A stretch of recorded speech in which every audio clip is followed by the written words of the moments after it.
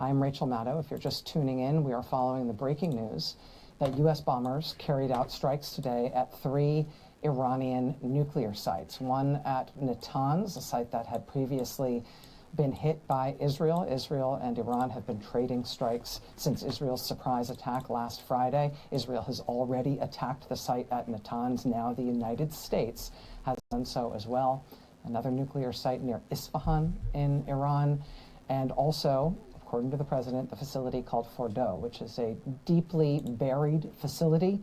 And that's important tactically because the U.S. military is believed to have essentially unique targeting capacity to hit a site like that. It is a deep underground facility. The United States has essentially developed weapons specifically to target facilities like that one. And so these B-2 bombers that have reportedly carried out these strikes tonight in Iran are aircraft with capacity that no other military in the world really has. Now, common wisdom about this president, about the political movement that he leads, is that he is supposedly isolationist, that he is supposedly anti-war. That has never been exactly right. That's always been kind of a lazy common wisdom. In less than 6 months back in office, he has threatened military action against Panama, against Canada, against Denmark in order to seize Greenland. He has bombed Yemen over and over and over again, and now he appears to have entered the United States military into a war in Iran, something that neoconservatives have thrilled to for, I guess, 2 generations now. A lot of commentary around the Trump phenomenon and Trump's politics would suggest that he has risen in opposition to the neoconservatives who have advocated for this type of war since essentially the Iranian Revolution in 1979. But since 1979, the U.S. military has not engaged directly with Iran. But Donald Trump has done so tonight. Donald Trump has ordered U.S. military bombing raids on Iran. We are now in war with Iran. President Trump announced the strikes on his niche social media platform, which is called Truth Social. He said in that post, quote, "We have completed our very successful attack on the 3 nuclear sites in Iran, including Fordo, Natanz, and Esfahan. All planes are now outside Iran airspace. A full payload of," inexplicable all capital letters, "bombs." It's not an acronym, he's just spelling it in all capital letters. "A full payload of bombs was dropped on the primary site, Fordo. All planes are safely on their way home. Congratulations to our great American warriors. There is not another military in the capital world that could have done this." And then he says in all capital letters, "Now is the time for peace!" Exclamation point. "Thank you for your attention to this matter." President, in his quirky spelling and delivery, delivering the most sober possible message to the American people, who have been largely opposed to and afraid of a potential U.S. war with Iran, again, for generations. Donald Trump has now started it.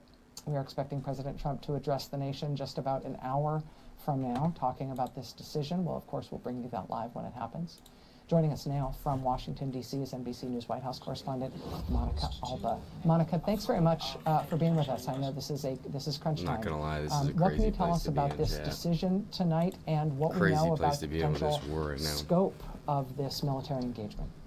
Yeah, Rachel, good to be with you. Look, this is an incredibly consequential decision of a massive scale for any president, but of course, in particular, for this one who had been touting the fact that he was going to maybe give Iran as much as 2 weeks to see if a diplomatic solution could be possible. We knew that there were European leaders huddling with Iranian officials in Geneva as recently as yesterday. And he was even arguing from the tarmac when he was traveling yesterday and on Air Force One that perhaps that was a possibility. But he had been also very clear that it was likely that if he didn't get the terms of a deal that he was potentially pursuing here, that the U.S. military could get more involved. Now, he's going to lay out, I'm told, his rationale to the American people for this when he does speak at 10 p.m. And he is going to, of course, talk about what this means in this moment. I'm told by a senior White House official that as of right now, he and the country does not and should not expect additional strikes. Again, at this moment, this has obviously been unfolding in real time, can change incredibly quickly, but that is the posture. Run that back. Joining us now from Washington, D.C. is NBC News White House correspondent Monica. How many have we launched? Monica, thanks very much for being with us. Way? I know this is crunch time. What can you tell us about this decision tonight and what we know about the potential scope of this military engagement? Yeah, Rachel, good to be with you. Look, this is an incredibly consequential decision of a massive scale for any president, but of course, in particular, for this one who had been touting the fact that he was going to maybe give Iran as much as 2 weeks to see if a diplomatic solution could be possible. Didn't wait 2 we weeks, knew that there were European leaders huddling with Iranian officials in Geneva as recently as yesterday.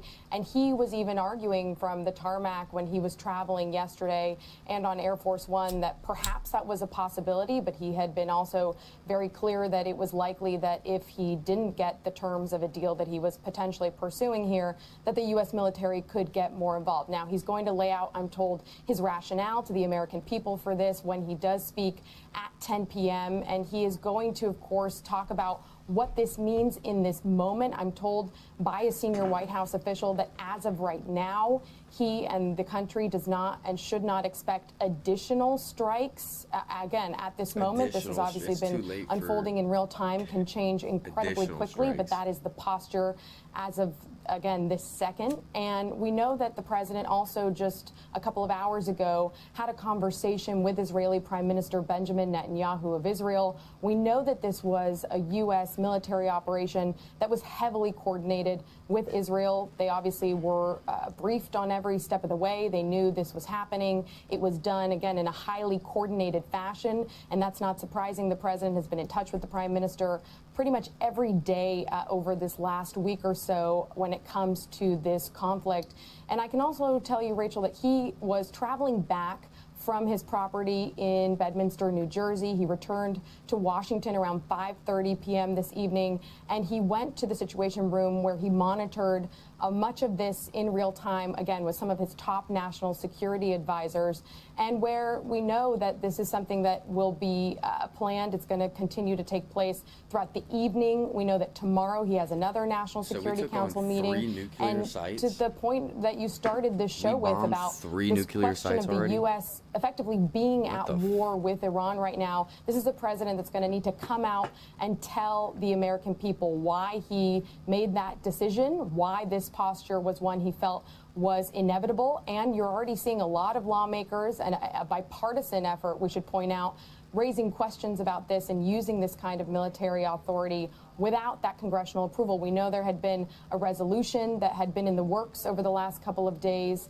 to see if that could be put up for a vote next week that was anticipating this potentially. But again, this is President Trump's maybe perhaps most consequential decision of this second term. Of course, there were many in the first term, but this is also a person who we need to remind everybody as a candidate repeatedly campaigned on and against ending all foreign wars and not pushing the U.S. further into these kinds of military entanglements overseas. So I think there's a lot of questions tonight about his approach to all of this. But I can also tell you, Rachel, just from talking to my White House sources a short time ago, they're very pleased with the fact that this was able to be carried out covertly, that it didn't appear that anything leaked, and that they were able to do this and keep U.S. military and U.S. personnel who were involved as safe as possible throughout the evening for now. Rachel. Monica, this is both a communications, White House communications question and also sort of a strategic question, which is that I know that I'm sure that the White House has seen the American public polling on this and knows that this is an unpopular move. The president has been so opaque, almost teasing in his remarks to reporters about how nobody knows what I'm going to do.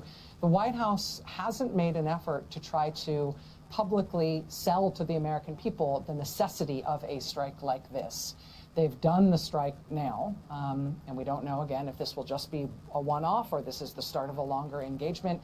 Once you've bombed another country, you don't necessarily get a say as to how much war you end up with them in. Is there a sense at the White House that there is going to be, they meant to, they now plan to try to do more communication to the American people as to why this is necessary, why this is our war. The Secretary of State, for example, Marco Rubio, has argued essentially the opposite to the American people in very recent days. Yeah, just as recently as about a week ago, when this conflict really began in earnest and all of the fire was being exchanged between Iran and Israel, that was the top line from many White House officials and senior aides, saying that this was something where the U.S. was assisting Israel in its defense as missiles and drones were coming in from Iran, but that it wouldn't go beyond that and that this was Israel's conflict to manage. So you're right to note that there was a shift in that pretty dramatically, and the president began to say that he was very concerned about Iran's ability to build and have a nuclear weapon, even contradicting several times his own director of national intelligence, Tulsi Gabbard. In fact, just yesterday, flat out, he said she's wrong, referring to her testimony in March about... Okay, I'll go ahead and say this, chat. I'll say this till I die. The thing that I like about Trump is how funny he makes being the president. My man can go on and talk shit to world leaders on Twitter. Bro, if Trump was not the president, it would not be as near as funny, involved, or like relatable to just the common people. Just because he's Trump. I don't know. About her doubts that Iran was as close as the president believes Iran was to having a nuclear weapon, and days before he had said, I just don't think that she's right about that, and he dismissed her entirely. And then again yesterday he said, I don't even care what my entire intelligence community says. I believe that they were just very close to having that ability. So we are also seeing that split in the last couple of days that the president himself has talked about uniquely, but that the intel community is at odds with, which is really, really significant here. I think that Vice President J.D. Vance and a couple of other people who have been key to the president in this decision-making did start to lay the groundwork a couple of days ago for this rationale of potentially dropping bombs in Iran, saying that this is a president who will respond with great force if he feels there's any risk to American assets or personnel. And we know that that was a little bit of a factor in this, that the president completely was arguing in a lot of his meetings with national security advisors that he was worried that there could be exposure to or retaliation to U.S. military personnel or U.S. interests abroad and also at home. What do you think is going to happen? If we launch missiles at a country, what do you think that country is going to do back? They're going to respond. If not on us personally, like if not sending an attack directly at the U.S. just because of how dangerous that is, then they'll respond by what they do to the Americans in their country. There's going to be a response, bro. You can't just do stuff and expect them not to do anything back. It's a bully. And that was something that drove a little bit of this decision as well. But I think that you're going to now see also this major split in MAGA world play out in real time, with a lot of people in his base who were arguing quite publicly against this kind of military intervention from the U.S., and then some who were trying to back him up and say that this is a president who should be trusted for making these decisions, and trying to argue that he, if he did it, would be in the right authority to do so. But I think he keeps saying that his supporters will love him no matter what. But I think this is a real question for the base and those millions of supporters who do have differing views on this, Rachel. NBC News White House correspondent Monica Alba joining us from Washington. Monica, thank you. I know it's going to be a long night. I really appreciate you being here with us. That's insane, bro. That's literally insane. There's so much shit going on right now. Wait, Trump's addressing the nation live right now? Congratulations, President Trump. Your bold decision to target Iran's nuclear facilities with the awesome and righteous might of the United States will change history. This is live, chat. In Operation Rising Lion, Israel has done truly amazing things. But in tonight's action against Iran's nuclear facilities, America has been truly unsurpassed. It has done what no other country on earth could do. History will record that President Trump acted to deny the world's most dangerous regime the world's most dangerous weapons. His leadership today has created a pivot of history that can help lead the Middle East and beyond to a future of prosperity and peace. President Trump and I often say, peace through strength. He looks happy to be here. First comes strength, then comes peace. And tonight, President Trump and the United States acted with a lot of strength. President Trump, I thank you. The people of Israel thank you. The forces of civilization thank you. God bless America. God bless Israel. And may God bless our unshakable alliance, our unbreakable faith. This dude sounds like the character in a Dark Souls game. We're also garnering reaction as well from many world leaders, including there at the United Nations, the Secretary General Antonio Guterres, with this message. He says this: "I'm gravely alarmed by the use of force by the United States against Iran today, saying this is a dangerous escalation in a region already on the edge and a direct threat to international peace and security.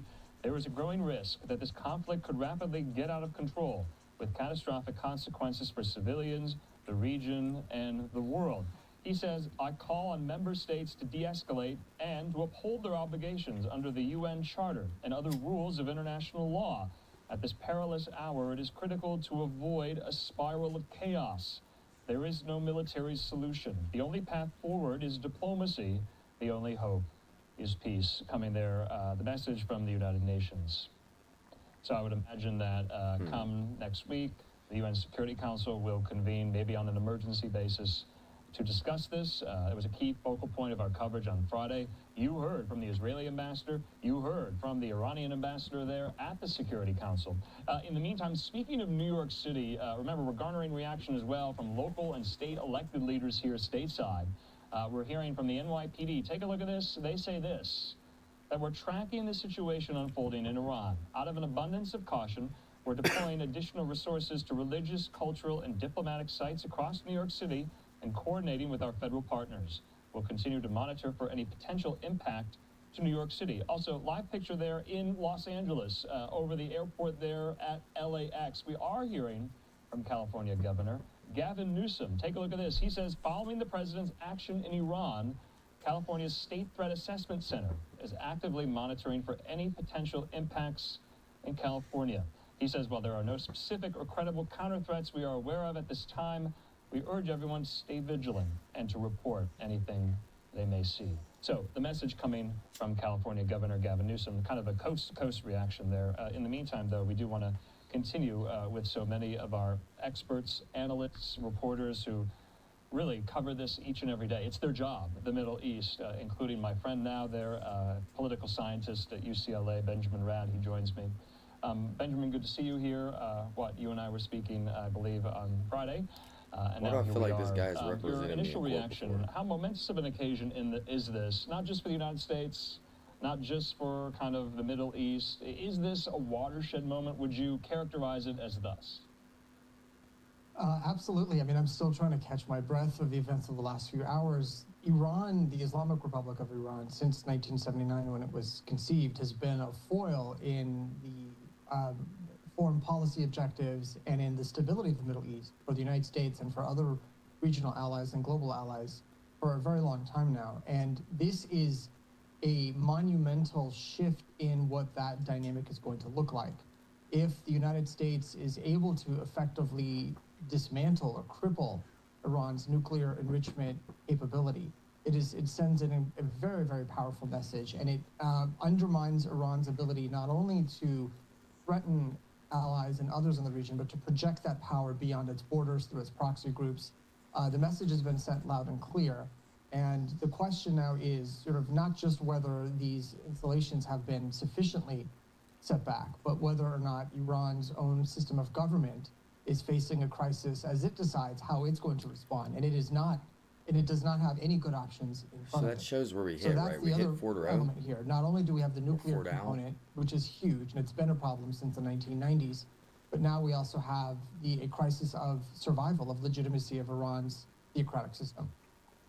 So a lot of those questions, I would argue, maybe you agree with me, right now are extremely unanswerable. I'm going to ask them anyway because we're still so early into this. So that is the question now. What does Iran's nuclear program look like at this stage?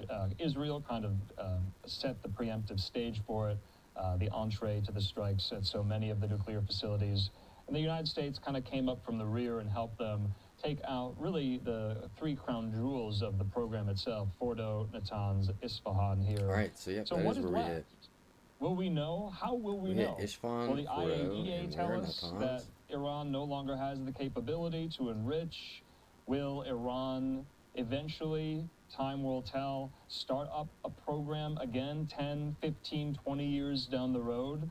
What is the capability right now? And even before the U.S. strikes, I had asked you, what damage Israel had done to it. Now the U.S., according to President Trump, finishing it off carte blanche completely. That seems to be the sense, but to my previous question, how will we know? Yeah, and so the Iranian officials indicated on social media and in reports a few hours ago that they spent the last 7 days moving highly enriched uranium components and materials out of these facilities and into other secure areas. Now, again, they could be bluffing. We don't know if this is the case. But let's assume that Iran managed to get something out. Let's assume that, and let's also go on the assumption that most of these facilities have been destroyed permanently, if not indefinitely. What remains is Iran's know-how, is the knowledge that its chief nuclear scientists possess, those who are still alive, and there's probably a good number that are alive. They still have the knowledge and the know-how to recreate or replicate the work they've done. They just now need facilities to do it. So to know effectively what's happened to Iran's nuclear weapons program requires either the IAEA getting access to the existing facilities without any restrictions. That's one option. The other option is to basically have Iran say, okay, we hear this now, we are willing to abandon nuclear enrichment as a whole, or to outsource it to other countries, which was the deal that the United States had offered earlier this month that was rejected. Or Iran could step on the gas and say, you know what, not only are we not going to stop enriching, we're going to accelerate, and we're going to withdraw from the Nuclear Non-Proliferation Treaty, because under that treaty, we have the rights to do so for energy purposes, and the United States violated international law by denying us that right. So there's multiple options. We simply don't know which path they will choose, because that's all part of this escalation ladder, which is the metaphor that's being used.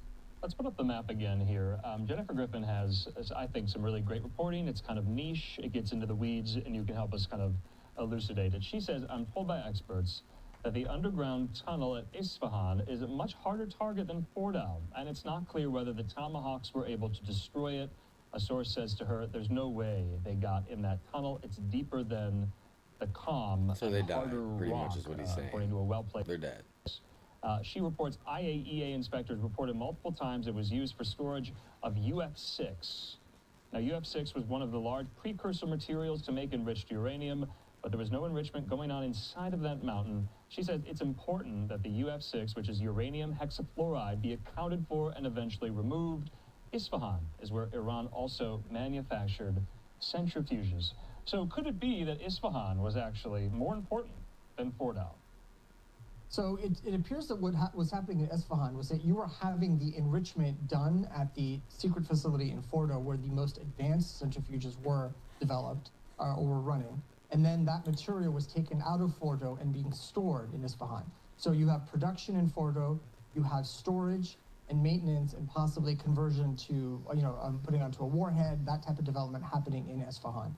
So two different facilities doing two different things. Now, whether or not you can destroy Isfahan, one can with the proper munitions, basically cripple access to it. So maybe the facility still stands, maybe the tunnels, maybe bunkers, maybe a huge size, depots, maybe halls, whatever facilities are still intact. But access to them, which requires, a tunnel entrance above ground, those can be crippled. Those can be eliminated or denied or compromised. You can re-access them, you can rebuild them. But there'll be satellites watching all of this happen to see if there's any more activity there. So again, we don't know for certain until we have either visual satellite intelligence or on-the-ground human intelligence verifying one way or the other. This is all speculation. So obviously, within 2 weeks didn't mean a full 2 weeks. It meant within 2 days. So I thought that was somewhat telling and prescient, since we were talking about, kind of parsing the language of, what did the president mean saying he needed 2 weeks' time to think? Remember, the Wall Street Journal earlier this week had reported that he had already made up his mind, and he was off to Bedminster, New Jersey yesterday, came back to the Situation Room, just today, and we have some pictures put out by the White House here. Benjamin, just lastly, I wanted to ask, was Iran caught off guard? Or did they know or think that this was coming? Were they completely surprised? Nothing indicated that they were prepared for this. We didn't see any massive movements. We didn't, at least nothing we were able to detect. There's no intelligence that came out that said Iran was prepping for this. And I think very much they were caught off guard. I think they were willing to accept that maybe not 2 weeks, but it definitely would last for longer than 2 days. We know that there were attempts at diplomacy with the Europeans, and reports came out that even Turkey had offered to help. Maybe they were waiting to see where that was going to go. It was going to be revisited. So I think that this very quick 48 hours came as a shock to them. All right, Benjamin Rad there, as always, can't thank you enough. I guess I have to ask this. I know I always say lastly, but I always think of another question. What are you looking for going into the week now? Will there be retaliation? That's what I'm looking for, and I would imagine Americans are probably asking themselves the same thing here. It was also reported in Axios yesterday, I believe, that there was some type of brokering, at least attempted, with Turkey as an intermediary between the United States and Iran. It was reported President Trump was thinking that he wanted to meet directly with Iranian officials, but the Ayatollah could not be reached. Erdogan of Turkey was kind of brokering all of this. And then, all for naught, it didn't go anywhere here. Can you envision some type of meeting or summit between U.S. officials, high-ranking, not Steve Witkoff, but Secretary of Defense, Secretary of State, President himself, with Iranian officials? Is that on the table, you think, or no, after this? So if it's one thing that officials of any high rank, especially president or cabinet level secretary, doesn't want to do is he or she doesn't want to engage in a meeting or a summit where they know ahead of time a deal is unlikely. It looks bad for them. And so in this instance, we know where Iran's red lines were. They haven't signaled otherwise. Their red lines have been, they insist on maintaining a peaceful enrichment program. And that they were not going to compromise on. Unless they indicated through back channels they were willing to give. We get it, yeah. There's some crazy stuff going on with that. I still need to see the day laborers at the Home Depot. That's something I wanted to watch. With the ICE raids. Outside at least 2 Home Depot locations, one in Sylmar and another here in Hollywood. KTLA 5's Corrine Winter joining us now live from the Hollywood location with this breaking story. Corrine? Well, according to officials, according to witnesses, they say officials who they described as ICE agents arrived at this Home Depot this morning and rounded up more than a dozen people. We're outside of that Home Depot. I just want to show you that gentleman over there in the turquoise shirt. He's one of the family members of those who was taken, arrived here. He's been very emotional talking to the media. His wife apparently is a food vendor who's out here every single day. And again, she was rounded up as part of the raid. But take a look at what went down hours ago here in Hollywood. Dang, it took his man's wife?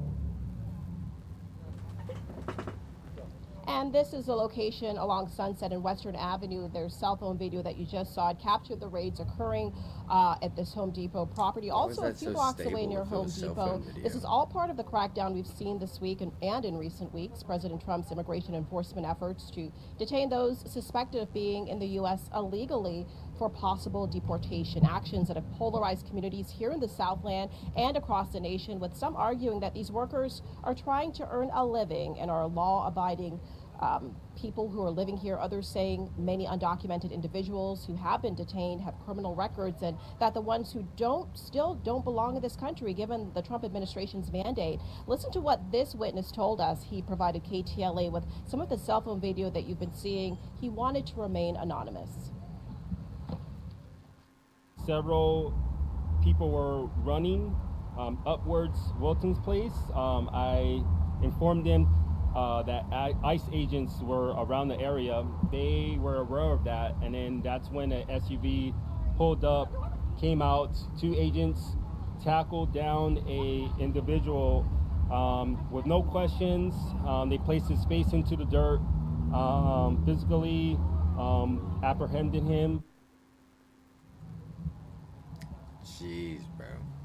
And we reached out to officials for more details on today's raid. They said while they can't comment on every single operation, these raids continue on a daily basis, and that today's raid was routine federal immigration law enforcement operation. That's how they categorized it. But take a look at this statement. They're also advising the public to avoid assaulting and obstructing, interfering, impeding, or intimidating federal agents while conducting their immigration law enforcement duties, underscoring that anyone, U.S. citizen or not, can be arrested and face felony charges. I want to bring in now quickly Shobana Castillo. You're out here. We've been seeing the gentleman who's been very emotional. His wife was detained. He has no idea where she was taken. But you said some of the people detained today were also your neighbors. That's right. My neighbors unfortunately got taken. They are not bad people. They are not criminals. They are hard workers. They came here for a better life because that's what the United States is about, right? You have freedom. You come here for a better life because unfortunately you run from countries, your own home. That's not the best, right? You come here looking for a better life. You come here for sanctuary. You come here to think that you're going to make it out here. But unfortunately, with these people coming and taking our own people, the people that constructed California, the people that work for California, the people who do a lot for us, right? They're taking them. What are you going to do when we're not here? What are you going to do when you have nobody left to work with? And the woman you mentioned who was taken, she's pregnant? She's actually pregnant. That's the saddest part. She's pregnant. She must have been scared. You don't know if this is going to cause you stress to her baby. You don't know if she might lose the baby from the shock. Quick question, and I don't mean to come across as insensitive, but this is part of the Trump administration's mandate. President making it clear that anyone who's here, who's not here legally, that this is going to be a part of the process, as inhumane as many may categorize it. There is another argument to that. I feel like it's wrong. Like I said, they're saying that they're going to take everybody, but why everybody when you have actual criminals that were born here and who have done way worse stuff, and yet they don't get the same punishment we're getting? Why is that? I want an answer to that, seriously. Why is it that criminals can get away with so much who are born here, criminals, and yet our people are innocent? They're working hard. They're doing stuff to make it out here, right? Thank you. Of course. The argument, you can see it's so broad, so far-reaching. We'll have so much more on this coming up throughout the day on the KTLA 5 News. For now, we'll send it back to you in the studio. Let's see if we can't get any bombing footage.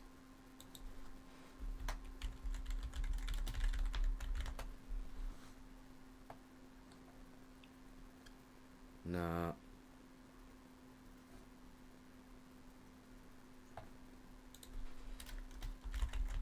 I need to see some Iran bomb footage. Okay, do we actually have some? No way. There's no way we have footage of this.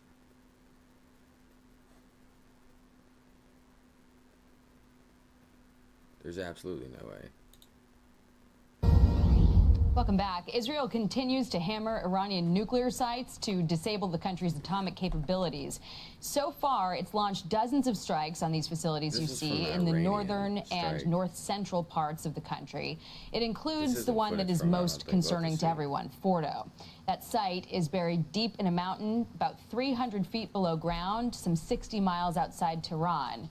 Taking out that facility will require a much bigger bomb than Israel has in its arsenal. The president's considering deploying a U.S. bunker buster bomb. It is capable of penetrating 200 feet underground before detonation. Chief National Security Correspondent Jennifer Griffin explains. Hey, Jen. Hi, Jackie. Well, we've just learned that the USS Nimitz, the aircraft carrier strike group, will be arriving in the Middle East this weekend. That's significant in terms of any potential strike on Fordo, because on board are not only dozens of warplanes and up to 5,000 sailors, but also the very important EF-18 Growler electronic warplanes that are needed if you were to fly the B-2s over Iran. Now, here at the Pentagon, there is little doubt whether the GBU-57 massive ordnance penetrator, or MOP, could destroy Iran's Fordo nuclear facility, buried, as you said, 300 feet under a mountain complex with layers of limestone and dolomite rock, which geologists call nature's own bomb shelter. Shown here during a test in 2018 and developed by the Air Force specifically to address Iran and North Korea's underground nuclear sites, the MOP was designed to penetrate 200 feet underground. Further, if two missiles are dropped via GPS positioning into the same hole. Does it have the capacity, if it's employed the correct way, to have the effect inside the mission space? Absolutely. Retired Navy Captain Todd Sawhill oversaw the Defense Department's targeting operations, advising 5 CENTCOM commanders and the chairman of the Joint Chiefs on weapons like the MOP. You can use a multiple hit scenario so that you have multiple impacts in the same point. You'll create a large crater, spoil will be thrown out, and it allows a pathway for the next munition to go in even deeper and farther, so that successive hits on the same point will allow increased penetration and increased lethality. All eyes now on Whiteman Air Force Base in Missouri, home to the B-2 stealth bomber. The U.S. is the only military in the world with the capability to strike this buried program with a conventional weapon using its B-2 bombers, which can fly at 50,000 feet, carrying 2 massive 30,000-pound bunker buster bombs. There are 2 entrances to Fordo. If they wanted to go after the portal entrances, it's likely that they would use 2 B-2s for each portal entrance, so it could drop 2 bombs per portal. The B-2s fly with a significant air escort for protection. It's a 30-hour round trip to the Mideast from Whiteman that requires a massive air refueling bridge. That is why the Pentagon ordered dozens of refuelers to bases in the UK and the Middle East. Lieutenant General Mark Wetherington is a former B-2 pilot and served as deputy commander of the Air Force Global Strike Command.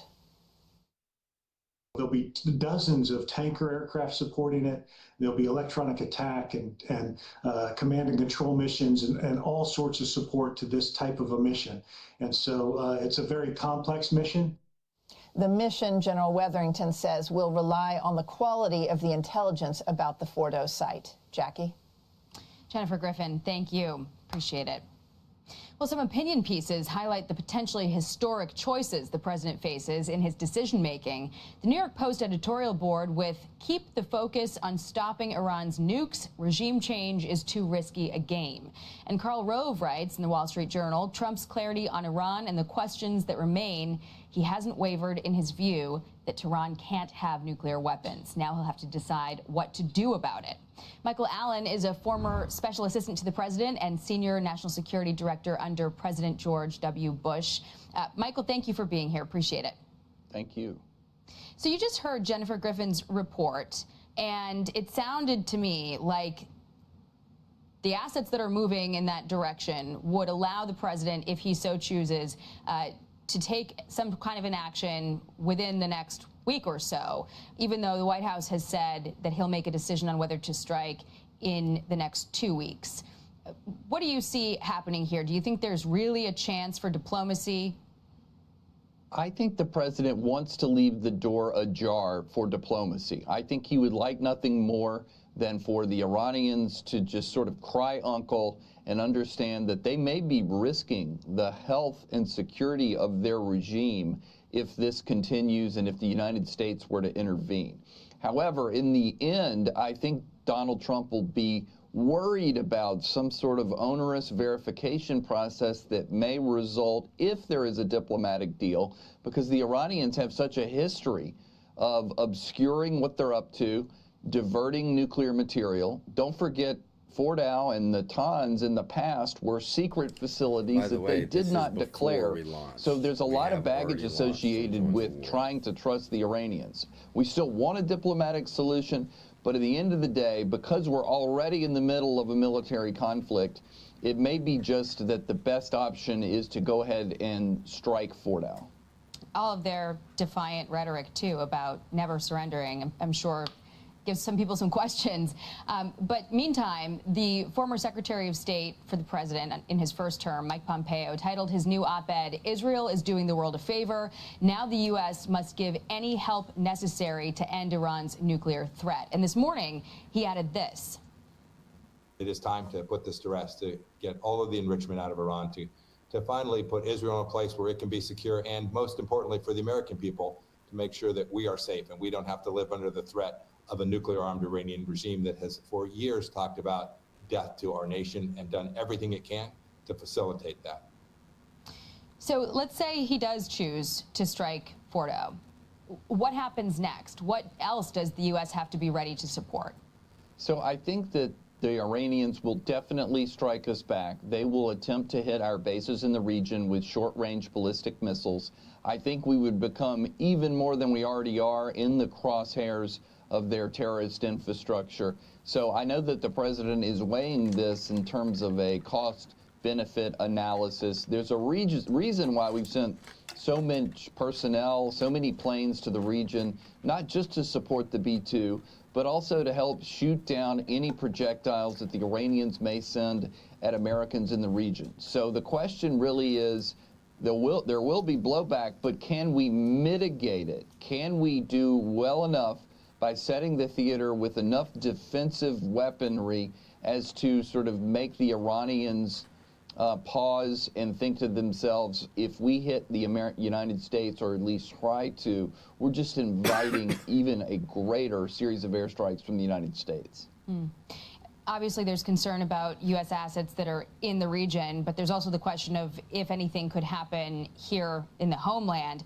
We had this comment from a former White House chief information officer and current CEO of a cybersecurity firm. Listen here. If they are running out of weaponry and missiles, they could resort to cyber incidents and cyber attacks. Everything from everyday citizens to U.S. elected officials, media outlets, as well as critical infrastructure. They're going to look for something that might be high impact. Look at the control systems for energy, utilities, water, cyber vandalism, distributed denial of service attacks, sending tons and tons of internet traffic to websites, whether it's government agencies, media, or critical infrastructure such as financial services. Should the federal government be doing anything right now to maybe guard against that, communicate that risk to public or private entities? Definitely. And the National Security Agency, not just the electronic eavesdroppers for the country, but the ones that run Cyber Command, also have a mission to defend forward. They're allowed to get on foreign intelligence networks, be it telephonic or the like, and try and ensure that there are no attacks that head our way and or land here in the United States. The Iranians may be able to get through, so we do need to be vigilant in terms of our cyber defenses, but we're not powerless when it comes to trying to neuter these attacks before or at least during the Iranian attempt to hit us. All right. It is a tense time, high stakes. Thank you so much for your expertise as always, Michael Allen. Appreciate it. Hey everyone, I'm Emily Campagno. Catch me and my co-hosts Harris Faulkner and Kaylee McEnany on Outnumbered every weekday at 12 p.m. Eastern, or set your DVR.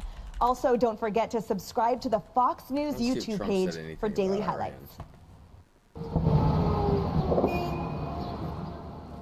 Fordo was designed. This is what I want to see.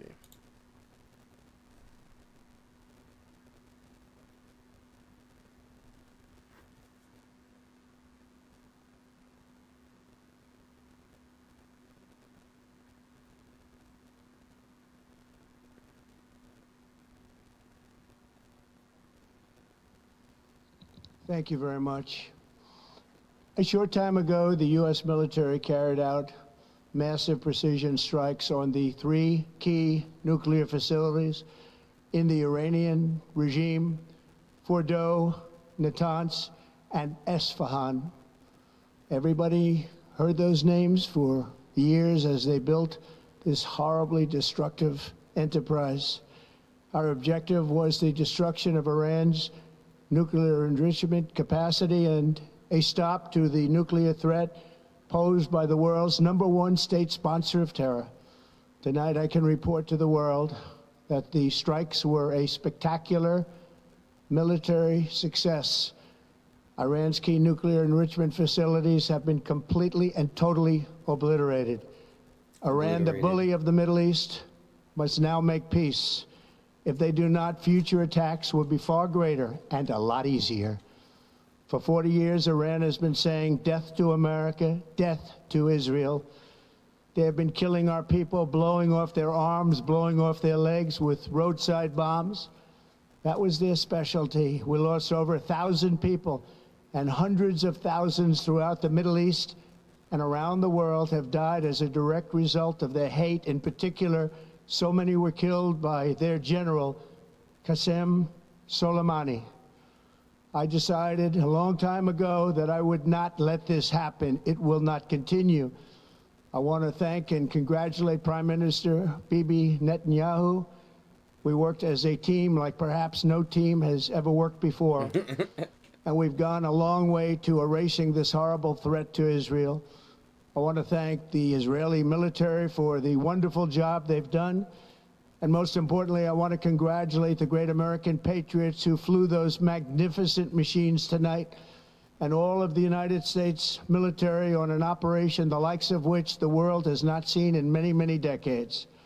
Hopefully, we will no longer need their services in this capacity. I hope that's so. I also want to congratulate the chairman of the Joint Chiefs of Staff, General Dan Raising-Kane, spectacular general, and all of the brilliant military minds involved in this attack. With all of that being said, this cannot continue. There will be either peace or there will be tragedy for Iran far greater than we have witnessed over the last 8 days. Remember, there are many targets left. Tonight's was the most difficult of them all, by far, and perhaps the most lethal. But if peace does not come quickly, we will go after those other targets with precision, speed, and skill. Most of them can be taken out in a matter of minutes. There's no military in the world that could have done what we did tonight, not even close. There has never been a military that could do what took place just a little while ago. Tomorrow, General Kane, Secretary of Defense, Pete Hegseth will have a press conference at 8 a.m. at the Pentagon. And I want to just thank everybody, and in particular, God. I want to just say we love you, God, and we love our great military. Protect them. God bless the Middle East. God bless Israel, and God bless America. Thank you very much. Thank you. Is that all he said? No way. Is that all he said for real? That is hilarious.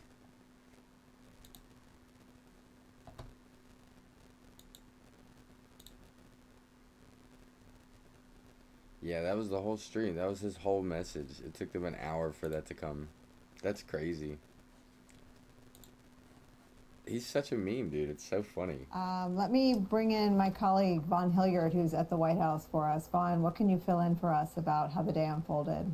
Nicole, there's a lot of unanswered questions. It was just 24 hours ago that I was on a tarmac in New Jersey outside of his Bedminster Golf Club when I asked the president very explicitly whether the U.S. had intelligence that Iran was actively building a nuclear weapon.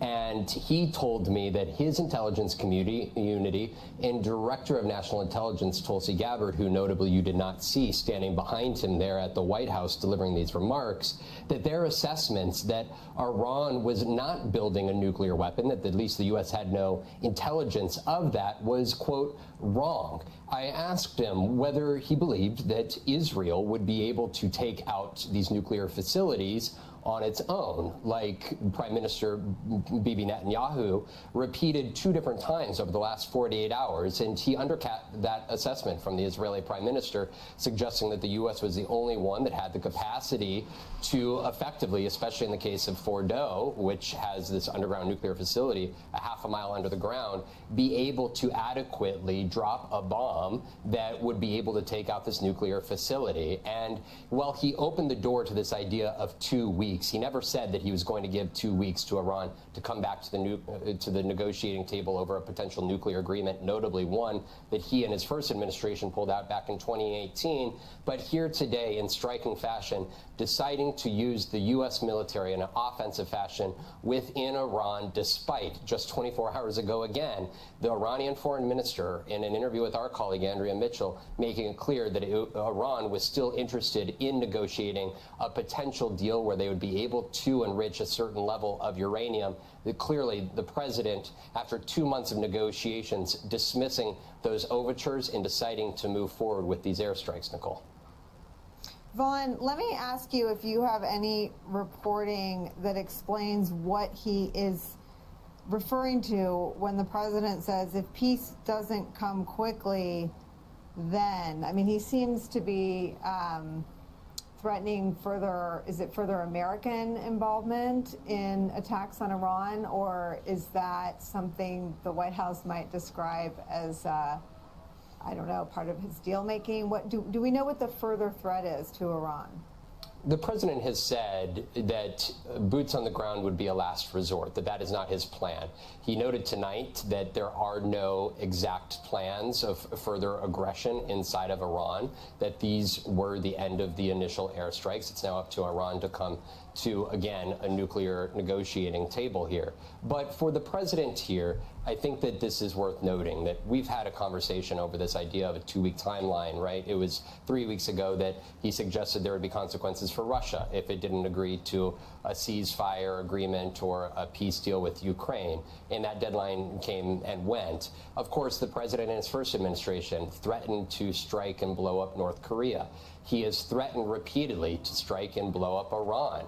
And this here, I think, is notable because these are the most significant offensive strikes we have seen the president move forward with since he killed Iranian military General Soleimani back in 2020. I think it's important for folks to remember in retaliation, which Iran has threatened to do this time around, Iran launched air strikes at a U.S. air base in Iraq, and more than 100 service personnel ultimately walked away with traumatic brain injuries. And there is still that looming threat here of how Iran is going to potentially retaliate against the U.S. The president making clear that they should not, and that he is prepared and equipped to use the U.S. military again to further activate troops in an offensive manner within Iran. Vaughn, stick around for us. I want to bring into our coverage NBC News foreign correspondent Matt Bradley. We heard from Prime Minister Benjamin Netanyahu before we heard from Donald Trump. What did he have to say? Yeah, well, Nicole, I mean, Prime Minister Benjamin Netanyahu couldn't have been more pleased with President Trump. His very brief remarks in English were filled with superlatives and just in a palpable sense of joy at what President Trump had done. And it was actually extraordinary to see just how grateful Prime Minister Netanyahu was in such a public way. He said, America has been truly surpassed. It has done what no other country on earth could do. He said that President Trump in the United States acted with a lot of strength. He said, President Trump, I thank you. The people of Israel thank you. The forces of civilization thank you. And then he did God bless America, God bless Israel. It was very much just a totally dedicated speech to praising the president. And this is very interesting because remember, Nicole, just a couple of months ago, it looked as though President Trump and Benjamin Netanyahu were kind of on the outs. President Trump was negotiating with Iran, something that Israeli Prime Minister Netanyahu has constantly said he doesn't want to see negotiations with Iran. The president made a very high-profile visit to the Middle East and didn't visit Israel, America's top ally in the Middle East, one of its top allies in the world. So it looked as though the president and Netanyahu weren't going to be the best friends that everybody had imagined during the Biden years, when it looked as though Biden was very much falling out with Netanyahu. Now, President Trump seems to have sort of tethered himself, not just to Netanyahu, but to his adventures throughout the entire Middle East, and that could become very, very dangerous. You know, President Trump did mention Qasem Soleimani in that speech. Qasem Soleimani was the head of the Quds Force, who President Trump had assassinated back in 2020. Much of the defense and security and intelligence establishment were telling President Trump that this is going to be a bad idea, that there's going to be blowback, that the Iranians will attack America. Well, they didn't really. There wasn't really that much blowback. A previous strike that the U.S. did against the regime of Bashar al-Assad in Syria back in 2017 under President Trump's direction, that also didn't have the same kind of blowback that a lot of people were worried about. It's quite likely that President Trump remembered all of those warnings and how they didn't come true. He may believe that he can stroll into the ring, make a few quick punches, and walk out a champ. And it's unclear whether or not that's going to happen because Benjamin Netanyahu is going to be, on some level, held to the notion that if you break it, if you break it, you buy it, basically. This is what happened to the U.S. in Iraq, the invasion and the toppling of the Saddam Hussein regime that caused so much instability, not just in Iraq, but in neighboring countries as well, for decades.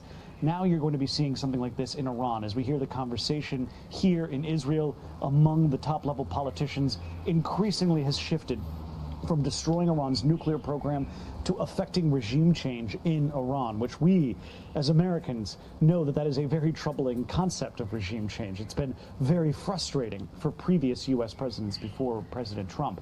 But with this mentality now, if President Trump believes that he can just walk away from this situation, that's quite possible. But we have to see what Prime Minister Benjamin Netanyahu, whose very warm words for the president today, must have cheered President Trump.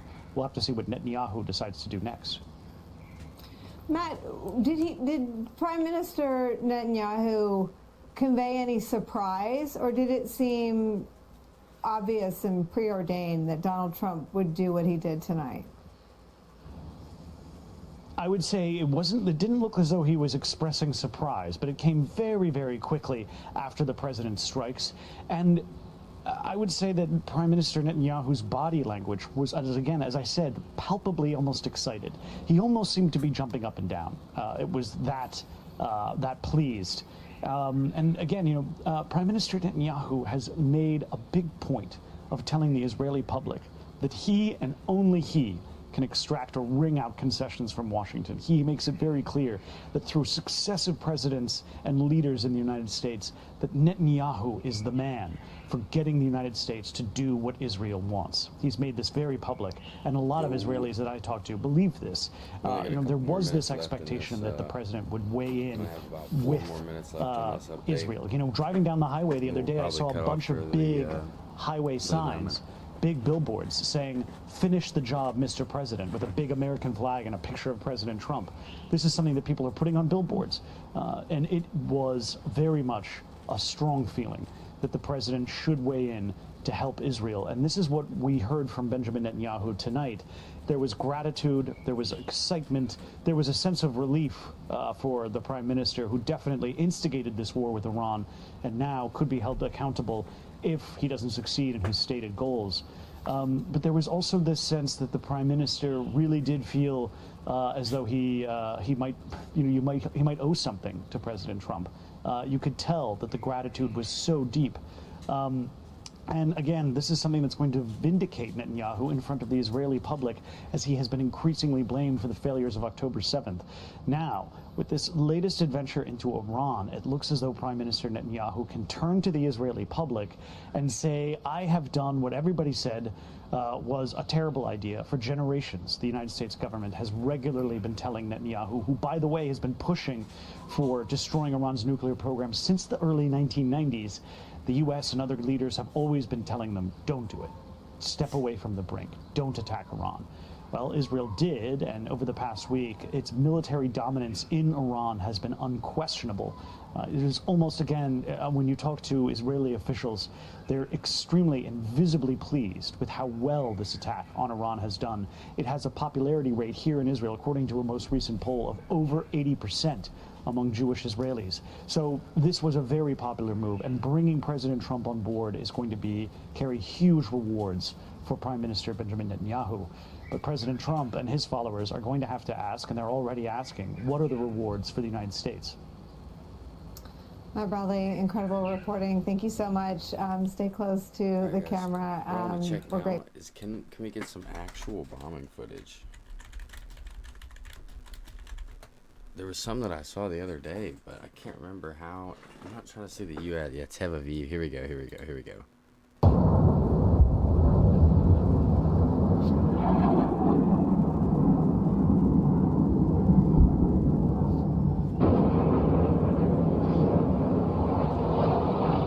That's crazy. That looks crazy, guys.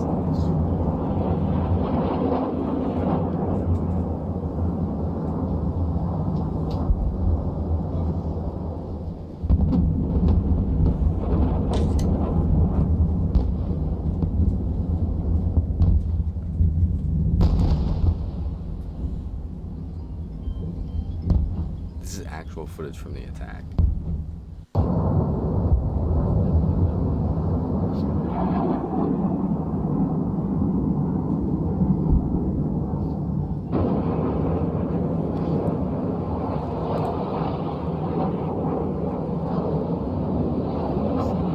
Look at the clusters on that.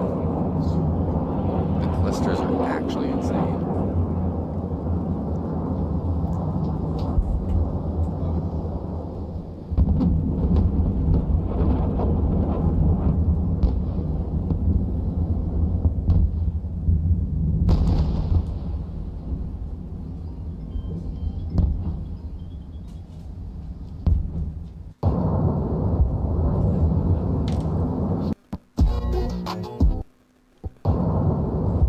Jeez, bro.